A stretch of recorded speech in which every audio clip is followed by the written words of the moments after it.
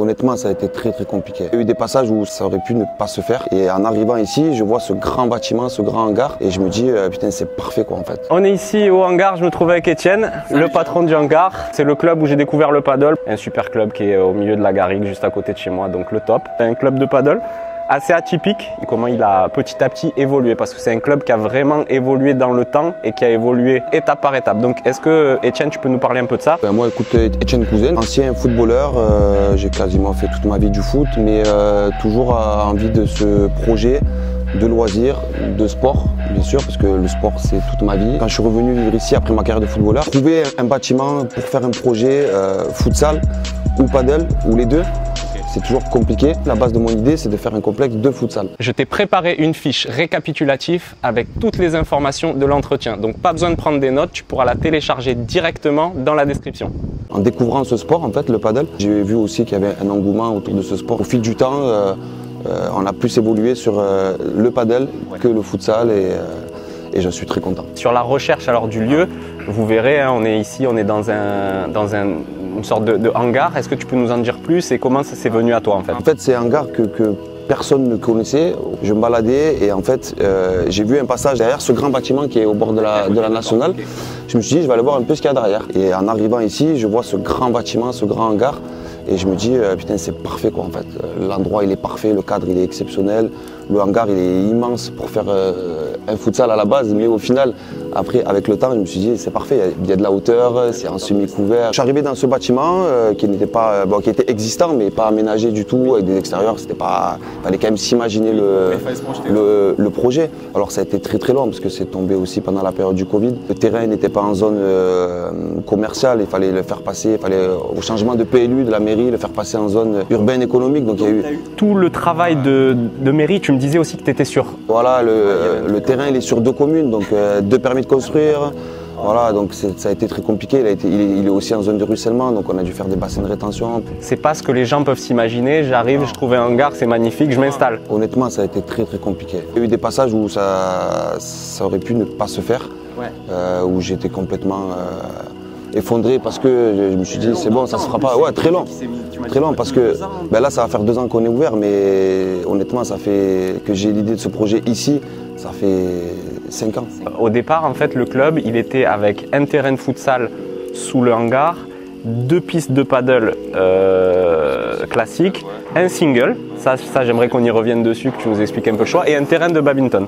Donc c'était vraiment un complexe, moi ce que je veux souligner là-dedans, c'est aussi que c'était vraiment un complexe multisport pour vraiment faire venir. Qu'est-ce qui t'a poussé à faire un peu tout ça? Déjà parce qu'à la base, je suis footballeur, donc je me suis dit quand même je ne vais pas sacrifier le foot, je vais quand même garder au moins un terrain, voilà, par passion, et aussi pour attirer aussi plusieurs types de clientèle aussi. C'est bien d'avoir un complexe multisport, ça amène vers un type de clientèle. Il y avait le côté anniversaire aussi pour le terrain de foot, pour faire venir les enfants aussi. Après le terrain de badminton, ça amène aussi une autre clientèle. En plus de ça, multi-activités aussi. Et comme tu le vois, il y a plein d'activités annexes. Tu peux jouer à la pétanque, tu peux jouer au cornhole, tu peux jouer au billard maintenant, baby, il y a plein de choses. On le sent vraiment ici aussi, c'est une autre chose. Il y a des clubs qui vont être un peu froids, commercial je vais dire, tu sais, on est enfermé, on vient, on nous donne le numéro de piste, tu fais ta partie, terminée.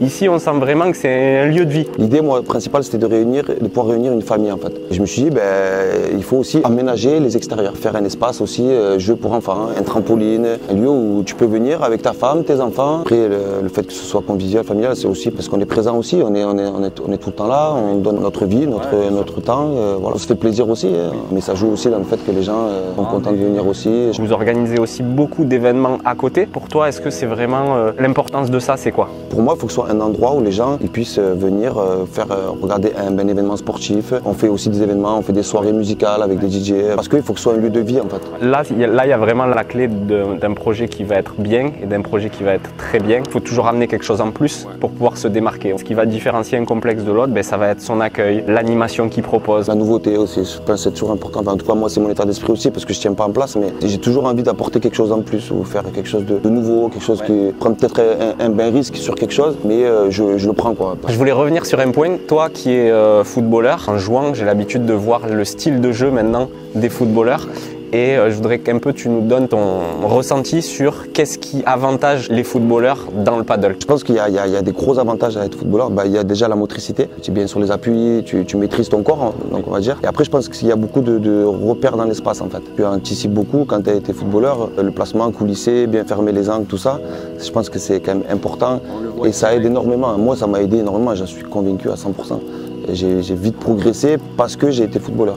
Ouais. Mais je pense que c'est pour le foot, ça vaut pour le foot, mais ça vaut aussi pour les autres sports. Oui. Tu le vois, il y a les anciens handballeurs, les anciens volleyeurs aussi, ils ont aussi un avantage. Oui, voilà. Et puis après, eux, ils ont encore plus d'avantages, peut-être parce qu'ils ont le bras aussi. Oui. Du coup, qui fait que sur des matchs et tout, souvent ça frappe. Et puis il y a ce côté pour moi ludique qui fait que le foot c'est pas forcément ludique, enfin, ça reste ludique mais c'est quand même. Et puis après tu as le côté où ça reste un sport donc tu t'entretiens. Donc pour moi ça peut être complémentaire avec une préparation physique. Au niveau du développement, comment ça s'est passé? Comment le choix s'est fait? Et ensuite parce que là on est aujourd'hui au hangar, il faut que vous sachiez qu'il y a 6 pistes de paddle. En double, il y a 2 pistes de simple, il y a toujours le badminton, il y a toujours le terrain de foot, plus toutes les activités bien sûr à côté dont on parlait, la pétanque, le barbecue, etc. Comment ça s'est passé ok, en gros on a 2 pistes et on passe à 6 pistes et on s'agrandit? Tout simplement, on a été complet rapidement, c'était même incroyable en si peu de temps, d'avoir autant de demandes, d'avoir autant le soir, même la journée, ça se complétait. Et on était en manque de pistes tout simplement. On était en manque de pistes, donc après l'idée c'était de se dire qu'est-ce qu'on fait? Soit on reste comme ça et on ne développe pas plus, mais on freine un peu le projet, quoi. Et moi c'est pas dans mon tempérament. La chance que j'ai eue ici, c'est qu'on ait de la place pour pouvoir développer. Donc j'avais la place, ça marchait, il y avait de la demande. Donc après c'est juste une histoire de financement.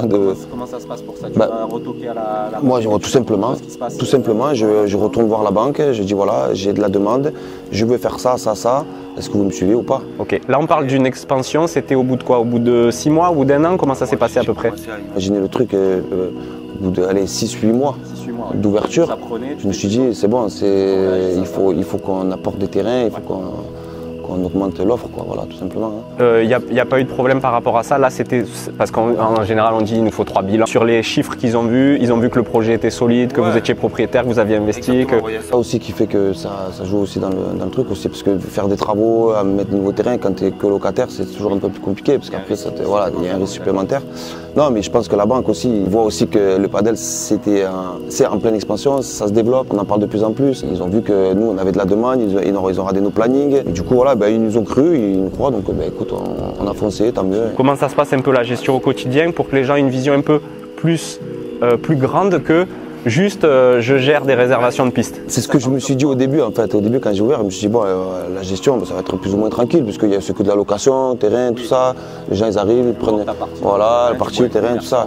Et en fait c'est prenant, il y a un milliard de choses à faire. C'est grand aussi, il y a beaucoup d'entretien et puis il y a de plus en plus de demandes. On veut aussi développer la partie séminaire, donc on a des demandes de privatisation, d'espace, tout ça.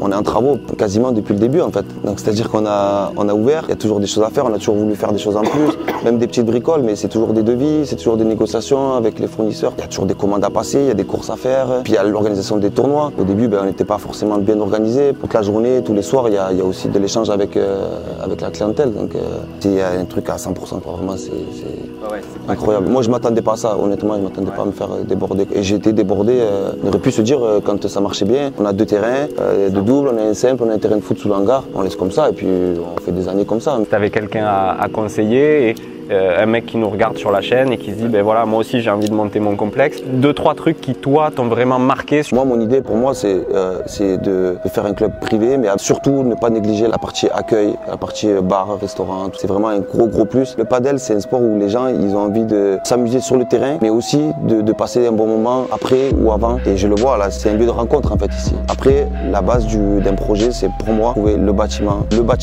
trouver le bon bâtiment à un bon prix ou à un bon loyer. Mais c'est quand même la base du projet.